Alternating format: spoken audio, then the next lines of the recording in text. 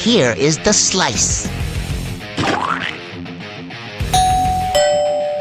Welcome to The Slice, where we hack up the new releases and serve you the commentary. Today we're going to have a deep review of Exorcist Believer.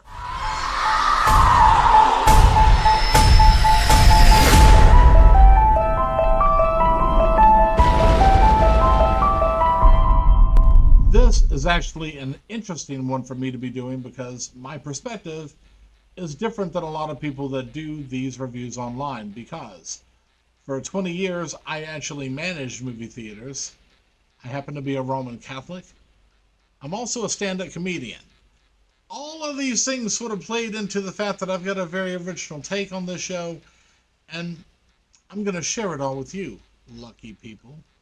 Having been in the movie cinema industry for a long time, I'm used to trends. I have a pretty good understanding of how people think and how they're going to react to a film when it comes out. You can never 100% bank that you're going to be right, but you can usually be somewhere in the ballpark. Here's what I have to say about this movie.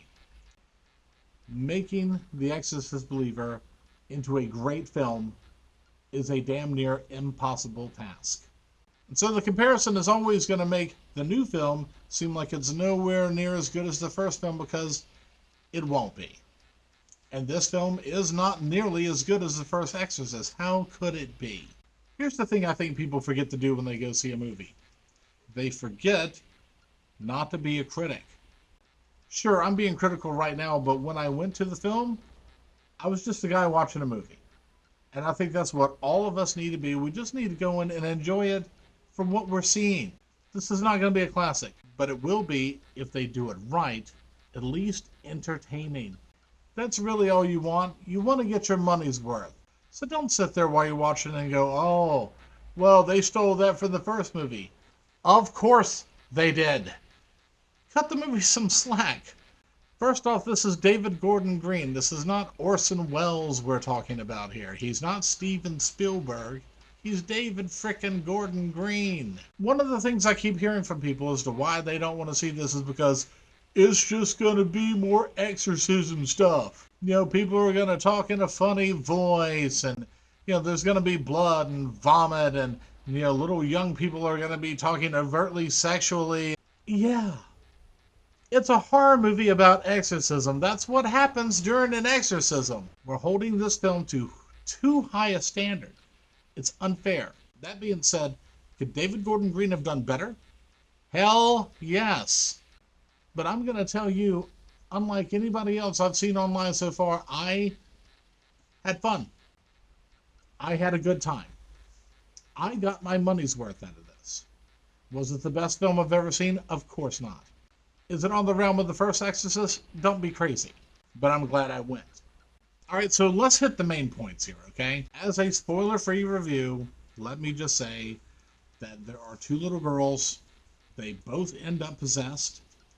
And then a big group of people, a lot of folks, get together to try and give them an exorcism. And of course, this movie, shockingly, is going to end with an exorcism, because it's The Exorcist Believer. I felt compelled to be invested in the main characters, particularly the little girls, who did a fantastic job. And really, that's what you want. What you want is a good cast. And in this case, that is exactly what you've got. Ellen Burstyn, who's 90 years old, waddled her way on out there, and she did a good job. There should have been more of her in it, but other than that, she did just fine. Also, Leslie Odom Jr. Many people will remember him from Hamilton. He is an amazing actor. He does a really great job of grounding this film. So the cast is amazing, and it's going to pull the storyline along. Invest yourself in it. For God's sake, sit there, enjoy the film, and lose yourself in it. These people did not make a perfect film. Nobody makes a perfect film. There are no perfect films. Nothing is perfect. There's nothing else that is perfect in this whole world. Okay, Salma Hayek. Salma Hayek is perfect. If you invest yourself in it, I believe that you will have a good time. Leave your critic out in the car. I like to watch a film, then talk with my friends about what we saw, because usually I find I either have a better understanding of it, or I'm able to express myself better about it, or sometimes they will have a perspective that I didn't have. And that's what is so great about what we're doing. Movies are wonderful. Obviously, the point of any exorcism movie is to get the devil out of the person who's been possessed, and that is what happens at the end of this film.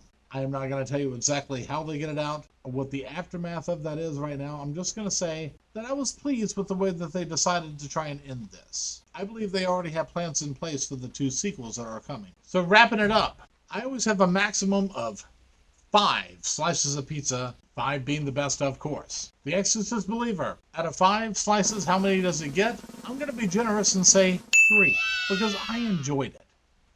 Did it have room to get better? Absolutely. Do I hope the next one's going to be better?